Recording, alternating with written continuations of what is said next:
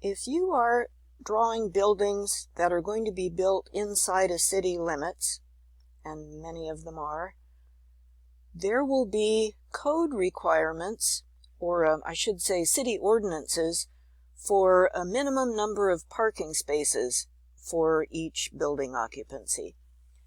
And you can wind up spending a surprising amount of your time laying out these parking lots.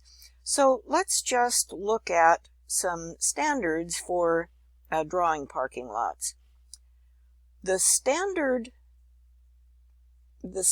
size, I should say, most parking stalls are 9 feet wide and 18 feet deep.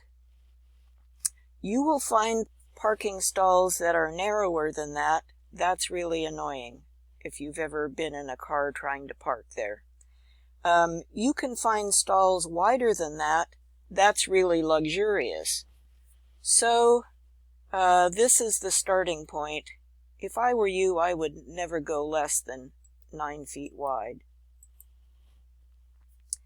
Now, there are requirements for accessible parking.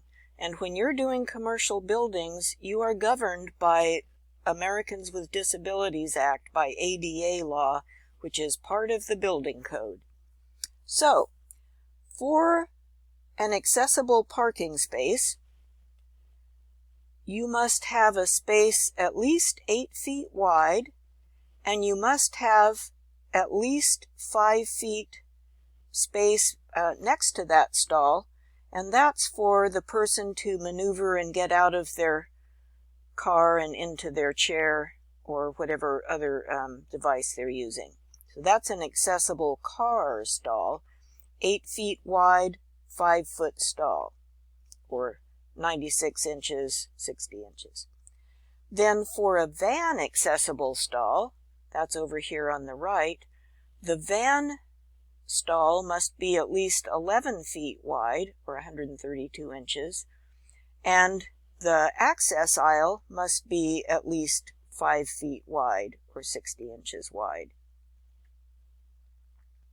And you might think, well, don't you need one of those access aisles on both sides? Actually, you only need an access aisle on one side. The thinking is, depending on whether the person who uses a chair is a driver or a passenger, one could turn around and back in. If it were the driver, they could back in and use this stall. If it were the passenger, they could pull head in and use that aisle. Now, the ADA has legal requirements for how many of your parking spaces must be accessible. And when we say accessible, remember, we mean this. So here's an accessible car parking stall. Here's an accessible van parking stall. So ADA says if you have 1 to 25 spaces in your parking lot, at least one of them must be accessible.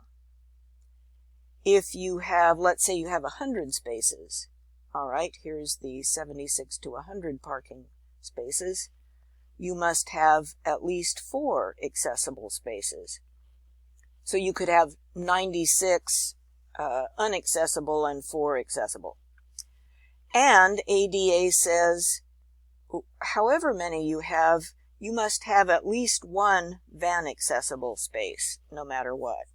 Well, some people say, heck with it, why don't we just make all of them van accessible so that they're more universally usable?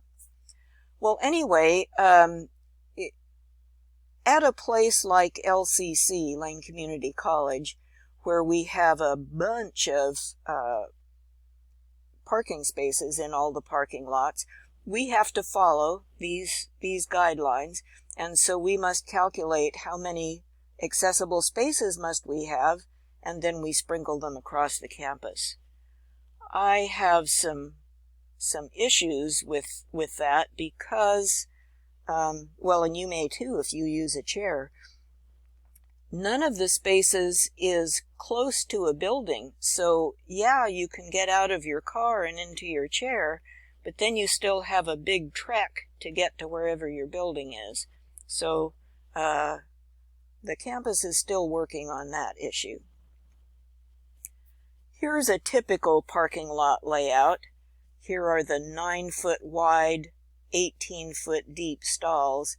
And at a minimum, you need to have a 24-foot wide aisle, they call it, the open space, in between those stalls. Well, if you've ever been in a parking lot where the aisle is 24 feet wide, you know why that's a bad idea. Well, I wouldn't say bad idea. It's hard to maneuver, let's say. That's pretty dang narrow. So it's preferred to have 26 feet wide. And we can configure our parking lot in different ways. The one at the bottom, we really want to avoid, if at all possible. This is a dead-end parking lot where if you are parking in one of these stalls at the end, you've got to do something tricky to turn around, or maybe you've got to back all the way out. So this is not comfortable. Here's a nice one that has a loop. Those are the most user-friendly. And then some parking lots have stalls at angles. And you might imagine correctly that you can fit different numbers of stalls into the same space depending on what angle you're at. Here are a couple of other examples. The difference you'll notice between these two is that the one on the left has sharp corners and it has additional parking stalls in the end, whereas the lot on the right does not have stalls at the end. It's got a drop-off zone, so this must be the front door of some building. And this island in the middle is radiused so that vehicles can more easily turn around. We are going to do two parking lots that look kind of like this in our drawing that we're going to do this week. So one of them is a more rectangular lot with a radiused island. The other one has the aisles at an angle, which gives you a wider turning radius and drop-off zone here. And I encourage you to be thinking about turning radius as you're planning a parking lot, for the reason that not everybody is driving a Morris Minor or a Volkswagen Beetle. Some people are driving big, long pickups. Some people are pulling trailers. And there are even big straight trucks or tractors pulling trailers. We just want to think about turning radius. And there are handbooks that give you turning radii for those various vehicles if you need to be thinking about it. Here are some more numbers about parking lot dimensions. This table at the bottom tells you what stall width and depth is recommended at various angles of slots.